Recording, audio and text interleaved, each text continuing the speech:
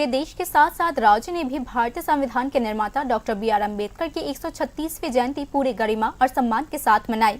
इस अवसर को चिन्हित करने के लिए उज्जैन तो पेरिस परिसर के भीतर एक आधिकारिक श्रद्धांजलि समारोह का आयोजन किया गया। इस कार्यक्रम में अनुसूचित जाति कल्याण विभाग के मंत्री सुधांशु दास, उच्च शिक्षा विभाग के मंत्री किशोर वर्मन, विभिन्न सरकारी विभागों के अधिकारी और अन्य गणमान्य व्यक्ति उपस्थित रहे। मंत्री सुधांशु दास ने सामाजिक सुधार पर डॉक्टर बी.आर. अम्बेडकर के विचारों के साथ ही समानता और न्याय के उनके आदर्शों पर भी प्रकाश डाला। इसके अलावा उन्होंने सभी से डॉक्टर अम्बेडकर द्वारा दिखाए गए मार्ग का अनुसरण करते हुए समाज में समानता और सद्भाव बनाए रखने का आह्वान भी किया।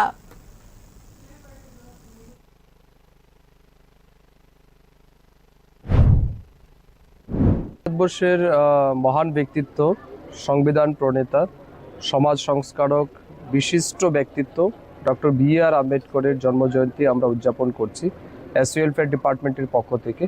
তো আজকের এই বিশেষ দিনে আমি প্রথমেই ডক্টর বি.আর. আম্বেদকরের প্রতি আমার বিনম্র শ্রদ্ধা এবং সম্মান নিবেদন করছি। Doctor B.R.. আম্বেদকর শুধুমাত্র সংবিধান প্রণেতা বা ভারতবর্ষের একজন বিশিষ্ট আইনজীবী বা ভারতবর্ষের স্বাধীন ভারতের প্রথম আইনমন্ত্রী এমনটা নয়। তিনি প্রতিটা ভারতবাসীর জন্য একজন অনুপ্রেরণার স্রোত। তিনি প্রতিটা দলিত ব্যক্তিত্বের জন্য একটা আলাদাই শক্তি। তিনি আমাদের প্রতিটা ভারতবাসীর জন্য অনুপ্রেরণা।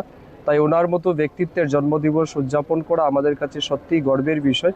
তো আমি মনে করি ডক্টর বি.আর. আম্বেদকর যদি ভারতবর্ষে জন্ম না হতেন বা তিনি যদি আমাদের মধ্যে না থাকতেন, আজকালকে যে বা সেই সময় পরাধীন ভারতের যে অস্পৃশ্যতার যে চরম একটা বিশৃঙ্খলা ছিল, সেই জায়গা থেকে ভারতবর্ষকে মুক্ত করা হয়তো বা সম্ভব হতো না।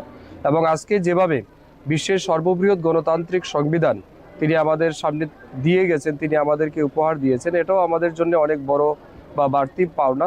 তো আমি আজকের এই বিশেষ দিনে ওনাকে আবারও সম্মান জানাই, শ্রদ্ধা জানাই এবং যুবকদের প্রতি আমার আবেদন থাকবে ডক্টর বি.আর. আম্বেদকরের যে লাইফ স্ট্রাগল বা হিস্ট্রি সেটা জানা, সেটা বোঝা, তিনি কিভাবে জিরো থেকে হিরো হয়েছেন আমাদের দেশের সামনে, সেটা কিন্তু তার জীবনী থেকে আমরা পাই। তো তিনি স্বাভাবিকভাবে আমাদের প্রতিটা মানুষের জন্য অনুপ্রেরণার স্রোত, তিনি আমাদের কাছে উন্মাদনার বিষয়। তো ওনাকে জানা উচিত, ওনার ইতিহাস সম্পর্কে।